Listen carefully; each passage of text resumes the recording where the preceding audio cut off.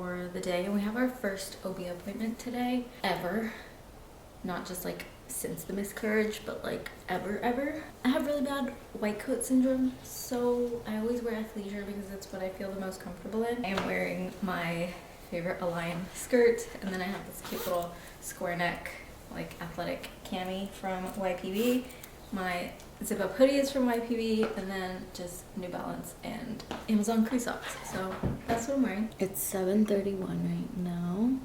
The team gets here at 8:30 every day. So usually I'm pretty much done getting ready, and they'll come in, I'll have breakfast so that they can have some time to like get started for the day without me. And then I'll come in, get started on my list, and we'll connect if there's anything that like needs to be done together. So today I was really wanting to start team strategy sessions for our clients, just because I feel like collaborating between us as a team on the same client can only bring more ideas, and whether all those ideas make it to that specific client or not, I definitely think if somebody has an idea, it could be potentially used on even a different client if it's not a fit for that singular client, if that makes sense. But I just feel like when it comes to strategy and content ideas, sometimes I feel like within reason, the more the merrier. I think it could definitely get a little chaotic with like a ton of different personalities and ideas, but because our team is so small,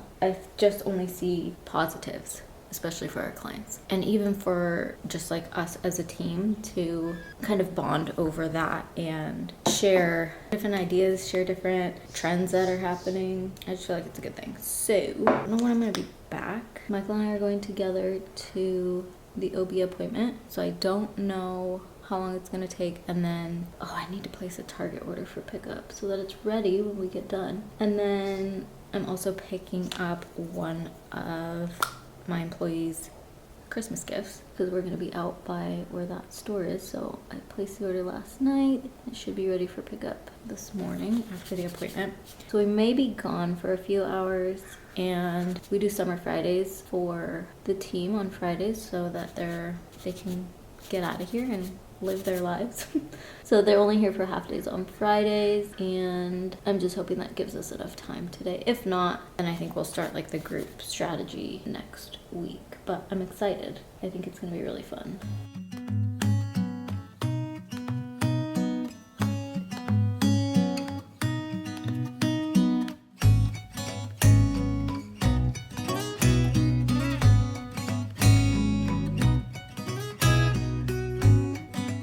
Okay, we just got out of our OB appointment. We'll do like a little debrief, but I feel good. This is a new OB and I am feeling good about it. And we're gonna go into Williams-Sonoma because I ordered one of my assistants her Christmas gift from here, so I'm gonna go pick it up. And then I'm gonna get the girls coffee, and then I think that's all the errands. If my Target order's ready, I'll go get that. But I think that's all the errands right now, and then we're gonna head back to the office.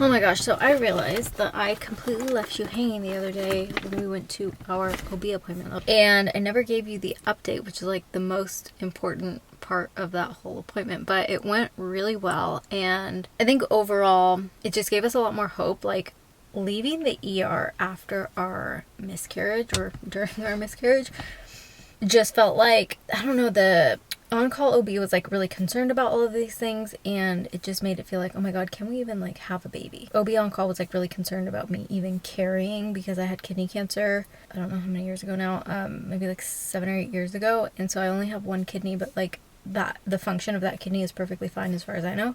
And while I was going through kidney cancer, that was something that I was asking every single doctor that I was meeting with if I would be able to carry.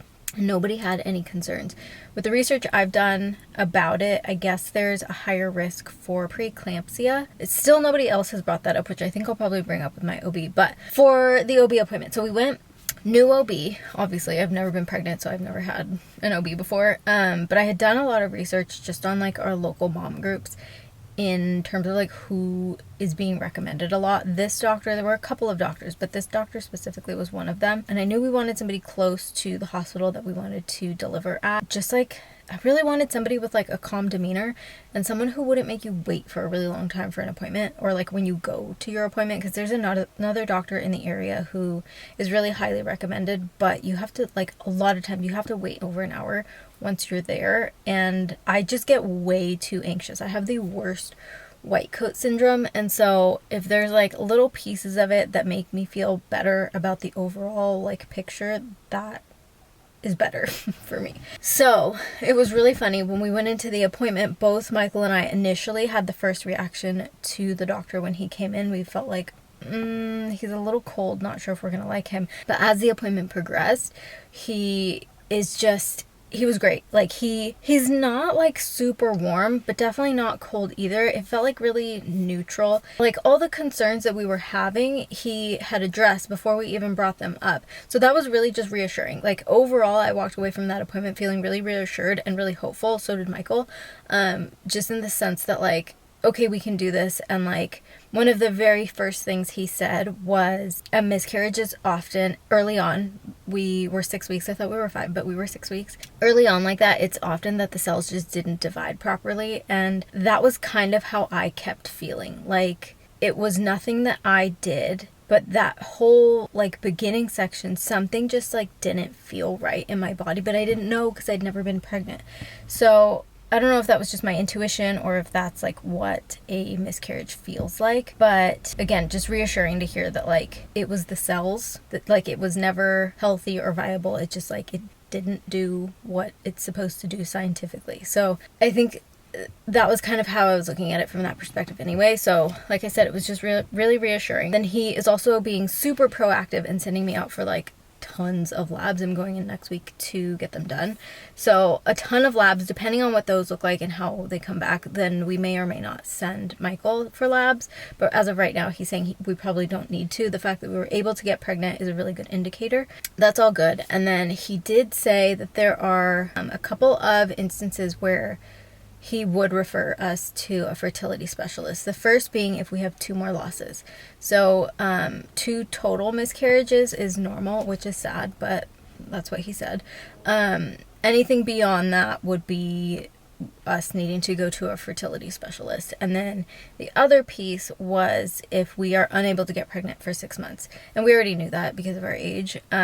And so I'm hoping that that's not the case. We got pregnant on our 3rd cycle. I did use the Aneto monitor and I felt like that made a massive difference. So we're going to be using that again when we're ready to try. I don't feel like I'm fully ready right now, but he did want us to wait 1 cycle anyway. So that was last week when I went in. I had not gotten my cycle back yet. And again, that was one that he was like, oh, you probably haven't gotten your cycle back yet, right? And I was like, no, not yet. And he said, okay, that's normal. Like, if you don't get it within the next 2 to 4 weeks, give us a call.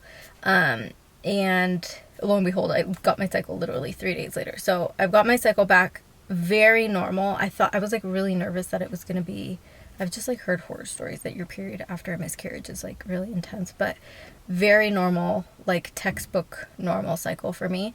And then while I was there, they did test my HCG just to make sure that everything had passed. And he said if there were to be anything remaining, that it would pass during the cycle. But like I said, this was a very normal cycle for me. So all of those things felt really good. And then the other thing that kind of happened while I was still pregnant, I believe I was actively miscarrying at this point, was I had the worst depression that I'd ever felt in my life. Like, I could hold it together throughout the day, but then as soon as I was done working, I would just bawl for like hours. I was crying, like completely inconsolable, and I could not figure out why. I just felt so sad. I was also cramping really bad, so I think like the two things paired, not really knowing what was going on with my body. But the biggest thing was like not seeing the light at the end of the tunnel. I was like, oh my god, if this is what pregnancy is, like I don't think I can do this. Like I don't think we're gonna have another child. Like I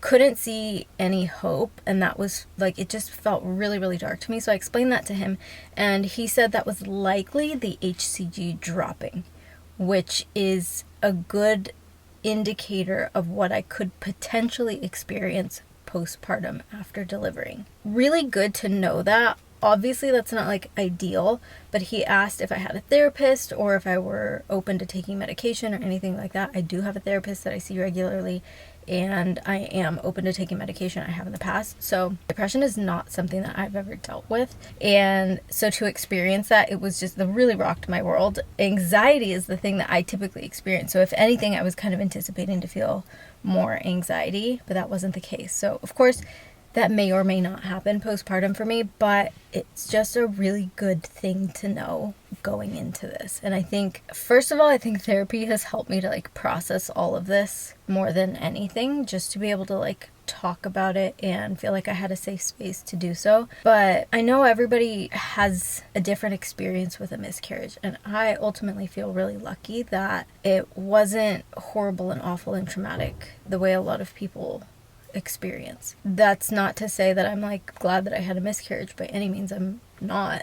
But I almost feel like now I have a tiny bit of experience. I have a small look at what it's like. And for someone who has an anxiety disorder, a panic disorder, and a need for control in order to feel like I can keep my anxiety at bay, it's like a blessing in disguise almost. Like, now I kind of know a little bit about what to expect. I don't know what it's like beyond 6 weeks pregnant. I don't know what it's like to go through labor or to have a baby. I still don't know any of those things.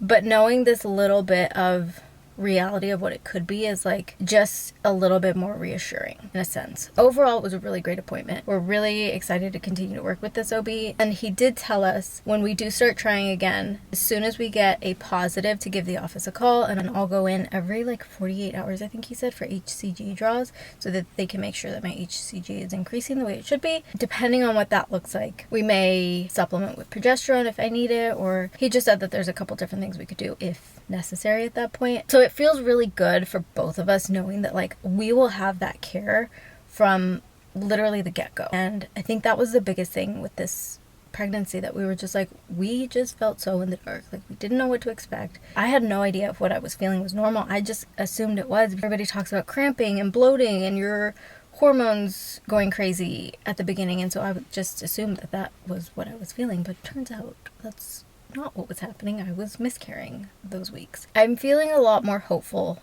very much more like there's a bright light at the end of this. And I'm also feeling a lot more like myself now. Like, I think just talking to a medical professional who views it in a similar way that we do was really reassuring. Like I said, I'm not ready to start trying quite yet. I'm kind of looking at this like, okay, I have a second chance to like feel my best going into pregnancies. I just feel like I got a second chance to do it right the way that I want to do it. And not that I wasn't doing it the way I wanted to do it when we were trying before, but I just feel like, okay, here's my chance to go into a pregnancy knowing more, feeling my best, and that's what I'm trying to do. That's where we're at. Don't know when we're going to start trying again, but I'm going to continue to track my cycle with Anito because I would love to have kind of like the baseline of like months prior to whenever we do start trying, just to see what all of that looks like. And then I'll be going in for my blood draws next week. I'll share those results when I get them, and we'll just kind of go from there. Now it's like a little different of a walk into TTC this time around, and I would be lying if I said I weren't nervous about potentially going through this again, and potentially going through this in a much more traumatic way. I'm hopeful that having that care early on will give us the answers we need, and also like mentally prepare me for whatever is happening and what is like just ahead, if that makes sense. I'm excited to like just have a new lens on this, and I know that the baby we're meant to have will find us when it's meant to be our baby. That's kind of the way I have to keep thinking about it. Otherwise, I will spiral. So I'll keep you posted. I'll let you know when those results come in, because I think that'll be the next step. And then we'll just keep sharing what this journey looks like for us.